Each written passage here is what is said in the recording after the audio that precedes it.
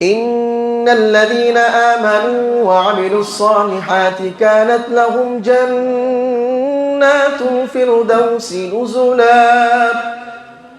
আল্লাহ তাআলা কোরআনে কারীমে ইরশাদ করেন, মালিক আমার জানায় দেন, দুনিয়ার জমিনে যারা ঈমান এনেছো ওয়া আমিলুস সালিহাত, এবং যারা সৎকর্ম করেছো, কানাত লাহুম জান্নাতুল ফিরদাউসি নুজুলা, আমি আল্লাহ তোমাদের জন্য কাল কিয়ামতের দিন তোমাদের জন্য রেখেছি চিরস্থায়ী জান্নাত।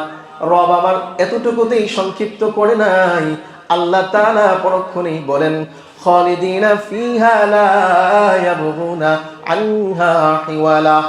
আল্লাহ তাআলা কোরআনে কারীমে জানায় দিলেন, এমন একটা জান্নাত দিব, যে জান্নাতটার মাঝে বান্দা তুমি দুনিয়ার জমিনে ওই নবগ্রাম এলাকায় তুমি ভাড়া থাকতা, মাস যেতে না যেতেই বাড়িওয়ালা এসে ঠক ঠক করে তোমাকে বলতো, কোথায়?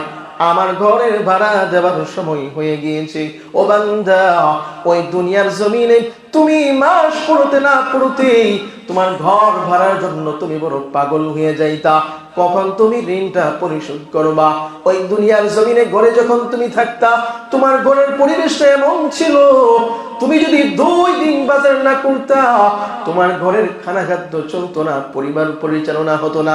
বান্দা, আমি আল্লাহ তোমাকে আজকে সাক্ষ্য দিতেছি, তুমি যদি আমি আল্লাহর উপর ঈমান এনে তুমি যদি সৎ কর্মগুলো করো, আমি আল্লাহ তোমাকে এমন জান্নাত দিব, যেই জান্নাতের মাঝে তোমার অন্তরে এমন কোন চিন্তাই কাজ করবে না। চিল্লায়া বলেন সুবহানাল্লাহ।